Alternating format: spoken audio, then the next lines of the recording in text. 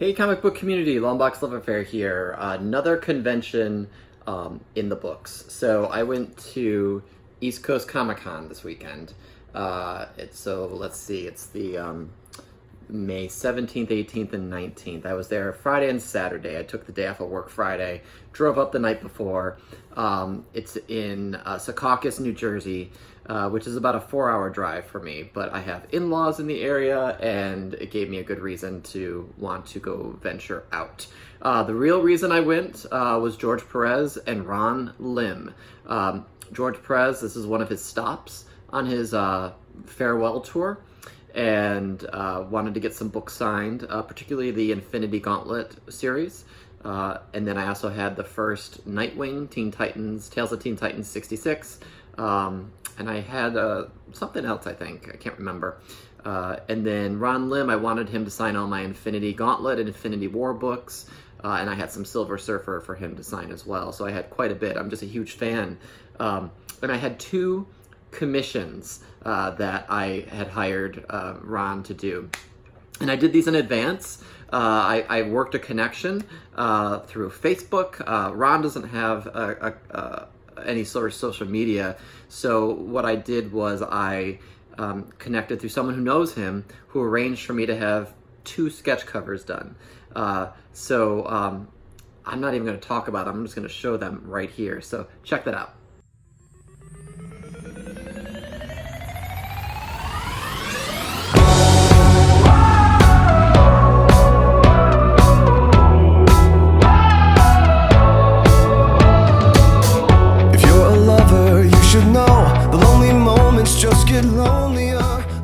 Those covers are amazing. I am so psyched to have those. I hope you all enjoyed them. And what I really love about them, that's hard to see in person, and Erod saw those. He saw how excited I was at the CGC booth. He drew in blue line around, and then did the finals in pencil. I think it's pencil. And so it's just really they're both beautiful pieces, the Silver Surfer versus Thanos, and then the Adam Warlock. They're not in my possession now. I gave them to a CGC facilitator, which is another story that I'll go into really quickly before I show the books. The facilitator was this group called Desert Winds. CGC didn't have the capacity to be at New Jersey Comic Con because they were at, I think, MegaCon and maybe some others. So I had to wait in line and work through this company that's an authorized facilitator. By the time I got to them, I had 2 books signed by Joe Sinat. And then I went to hand those over after those were witnessed, and I found out that the George Perez line was capped. So they weren't accepting any more people in George Perez's line at that time. But what the company was going to do is they were going to take my books, and they were going to get them signed for me. What ended up happening, long story short, is that they never got them signed, but they're going to another convention in a month where he will be, and so they're going to get my book signed there. It's going to be a little bit longer. I have to have a little faith. I'm trying to be optimistic that they will get those signed. In the meantime, they're already signed by Ron Lim, the ones that are appropriate for him to sign, and I didn't go for Jim Starlin. I have something signed by him already. I actually think his signature is ugly AF, and so I'd rather George Perez and Ron Lim on those books where relevant. So keeping my fingers crossed that everything gets signed in my absence, and I'll have a good result. But let me show off the Joe Sinat signatures that I got done on my Fantastic Four 67 and my Nova #1.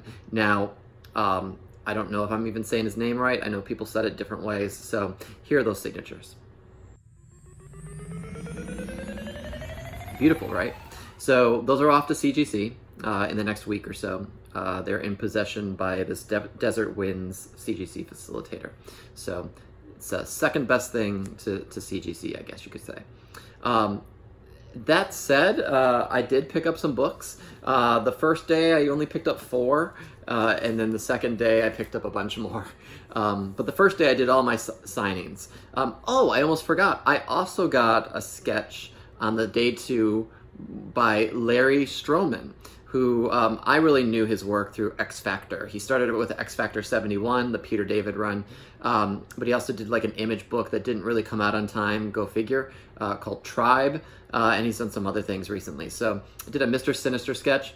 It's very different than what I was expecting, and I think I like it. I want to see it slabbed, but I think I'm pleased with that. So check out that sketch. You're a lover, you should know the lonely moments just get low. On with the books. So the first book I picked up, not the first, but the one I want to show first, is Thor 134. I'm going to try to show these without glare. This is the first appearance of the High Evolutionary. This is heating up. And so I found this for 125 with writing on it and beat up. Found it for $100. I bought this for $30. So I went to this one booth, just go figure, I wasn't sure what I'd find. I asked the guy, I was looking for other things, and I asked him if he had this. He found it elsewhere, pulled it out, $30, done. So it's a really decent copy, low to mid-grade. It's definitely got the Marvel chipping, but really excited to pick this up, especially because there's a lot of spec with Guardians of the Galaxy 3 going on. So put this in Mylar, just a really cool, nice copy. So for $1, I picked up the Platinum Predator versus Magnus Robot Fighter, Dark Horse Valiant Comics crossover. It's signed, it looks like it's signed by Lee Weeks. I think that's who that is, yep. So that's kind of cool. Picked up Deathmate #1, or Deathmate Black, I should say, gold variant for $1. Also for $1, I picked up X-Men #1 newsstand. I've been looking for these, and for $1. It's a little miscut, so there's a little bit of the white from the back cover on this side, but not by much. And it's in really nice shape, really nice. This is a 9-something candidate, so I might get this graded. Pressed and graded, we'll see. I believe I got this one for $1 too. Second printing of Old Man Logan, Wolverine #68. I'd never seen this cover before, but these second printings of the Old Man Logan series tend to go for a little bit of money. Maybe 10, maybe 15, maybe 20, $35, depending on the issue. So this is one I've never seen before. Second print. I was surprised I found this for $1. Masters of the Universe 18, right? Yep. She-Ra, minty, for $1 at Zapp's. So this one seems to go for some coins, 20 or $30 maybe. I have to do a little bit more research. The next set of books, these 4, I bought the first day. They're the only ones I bought the first day because I was so focused on signatures. And you know you have a hot bin when you start finding things that you're like, wow, I need to keep looking. So, Amazing Spider-Man 684, Delato cover, $5. I don't know if this has gone down or if this dealer just didn't have a good price on it, but $5. So, excited about that. Also picked up Rye #4 for $5. This is a low print run Valiant comic, pre-Unity. Picked up X-Force #2 for $5. Not just #2, but the newsstand. And this one is in really great shape as well. Very mint. Probably 9.6, I would assume. And then I bought this sheerly because I'd never seen the cover before, and I'm a big Jim Chung fan. And this is a A vs. X Zero. Really cool cover. It might be a wraparound. I'd have to look. And yeah, that's Jim Chung. Love his stuff. I have a Thanos sketch of his.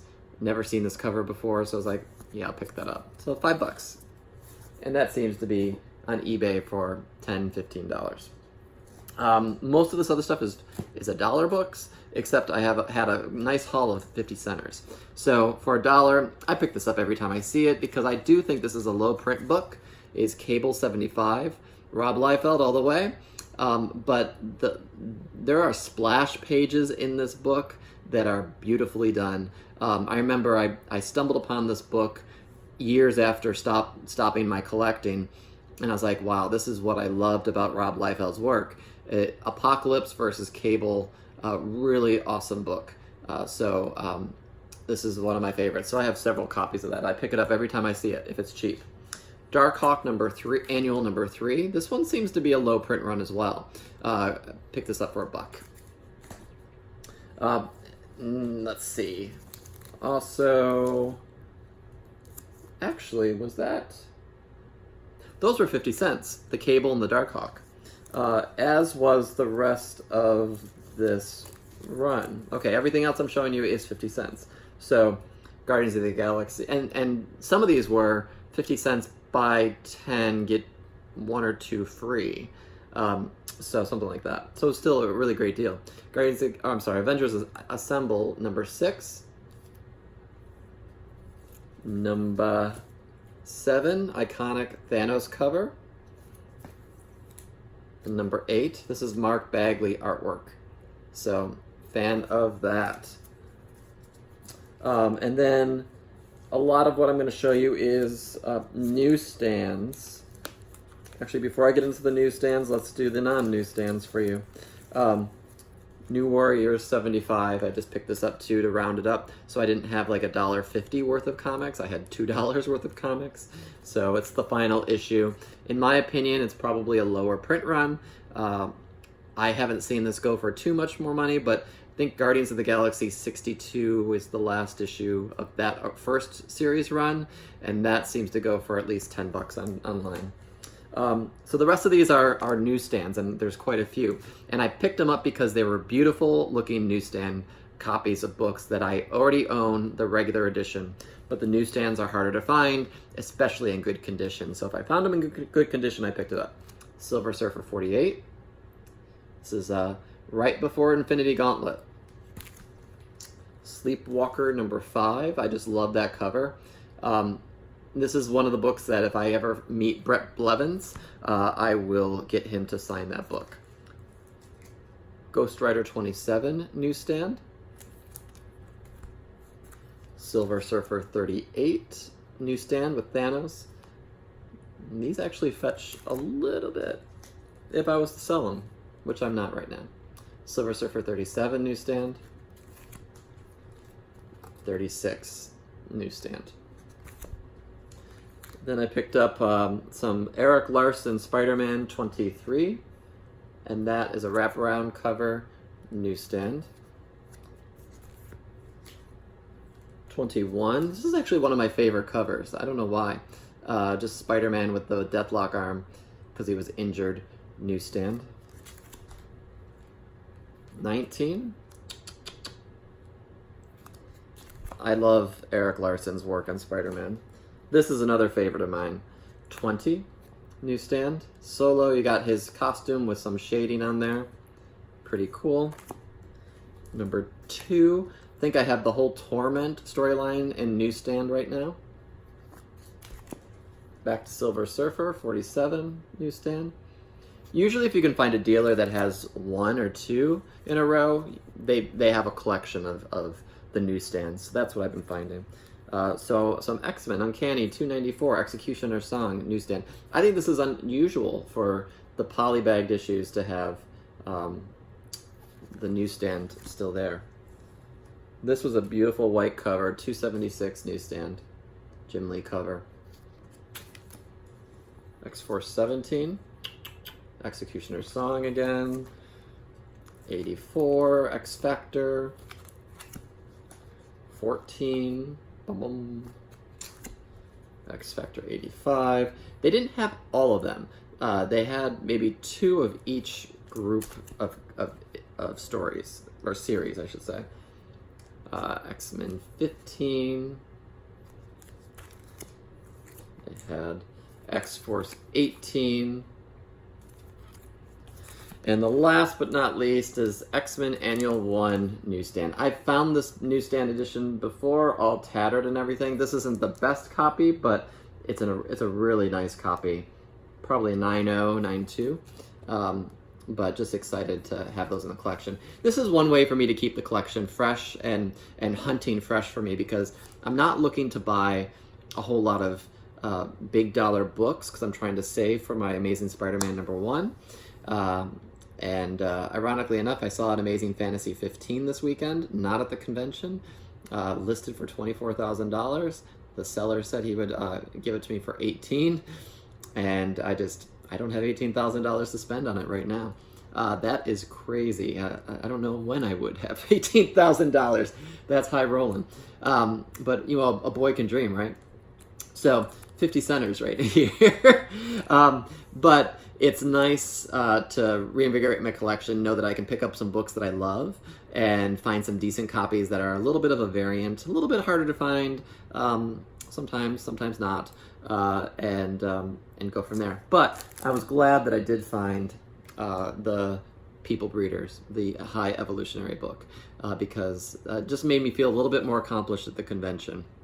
Saw a lot of great people. I'm not even going to try to name everyone I saw from YouTube, because it's just, I'll end up forgetting someone, and I don't want to do that.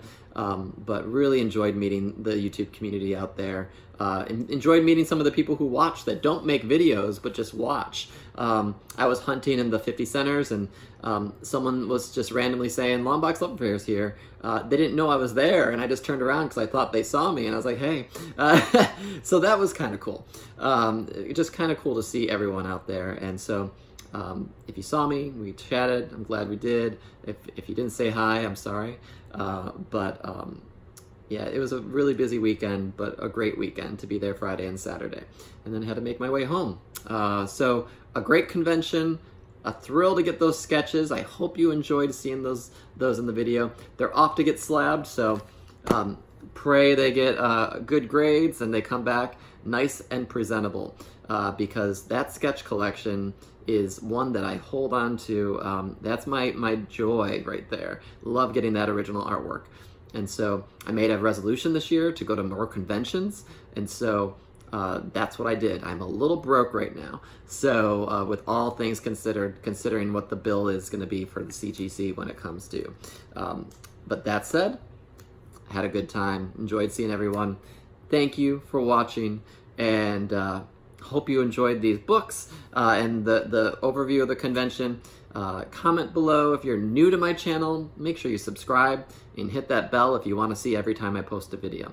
So thanks again, everyone. Take care. Our memories, take my picture now, shake it till you see